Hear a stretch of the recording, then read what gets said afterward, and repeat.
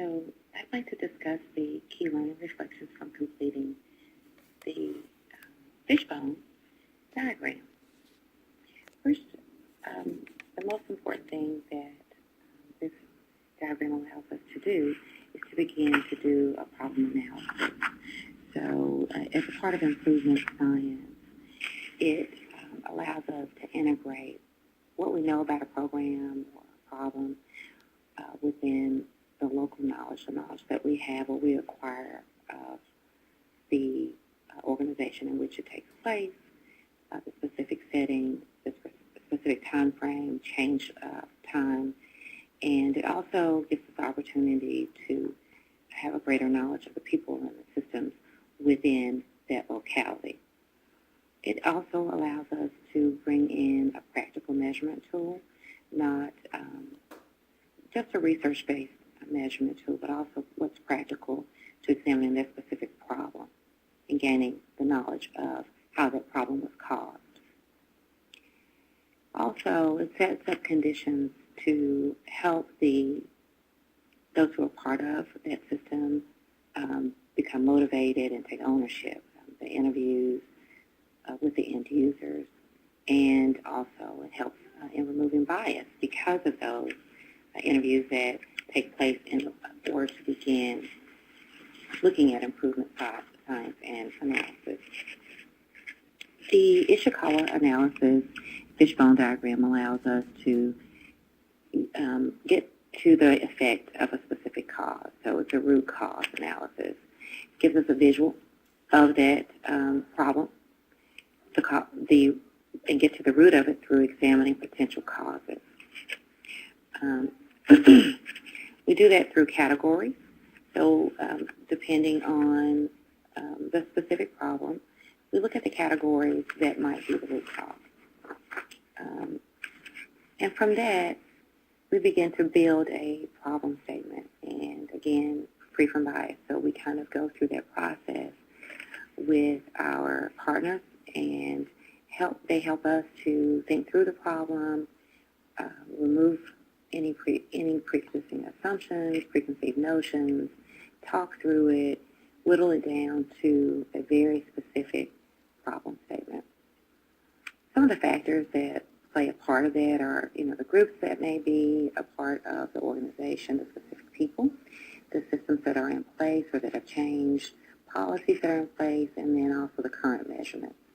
So we begin creating our diagrams. I began creating my diagram, and it helped me to visualize those factors and just continue the thought process.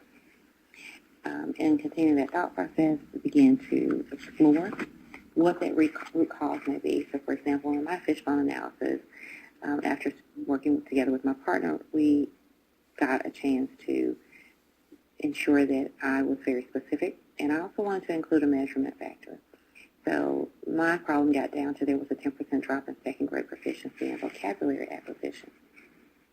I wanted to look at the people that were involved, so it got down to the 4 different people groups that were key factors. Also, the policies and procedures that were in place that played a part, that could have played a part or been a part of the cause of that drop in acquisition. The tools and systems that were currently in place, so what systems were in place during the assessment, and what was the environment? What was the environment like the accountability, high-stakes testing? And there were 5 different sources of possible environment causes. And then finally, measurement. What in what ways, again, had this been measured? So, understanding the problem, again, I looked at 4 different considerations of categories: people, policies and procedures, tools, systems, and environment. And when we think about the Catherine Lewis article on what is improvement science, we know that it's an opportunity for us to scale up beyond research-based knowledge. So we can extract the research, delve into the research, analyze it. But in fact, this allows us to move beyond that in order to assess a specific problem within its setting. There are, of course, a couple of different types of knowledge that we gain from that. Basic knowledge from the discipline, so in the education field, for my example, but also What systems are needed to enact that discipline? So you looking at root cause analysis and using the fishbone diagram, it's able to give us sense-making, putting it into perspective, becoming more knowledgeable about the variables that are in place. So we gain a generalized knowledge and an organization-specific knowledge because it is taking place in one specific organization or within a region of an organization or a department of an organization.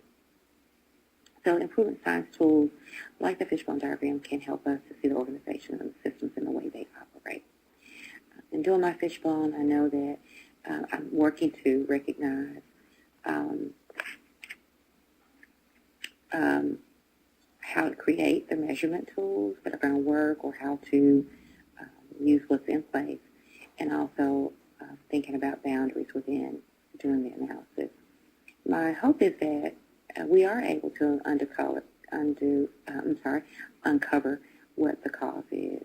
That's yet to be determined as we continue to build our knowledge around our problem and as I analyze through my fishbone.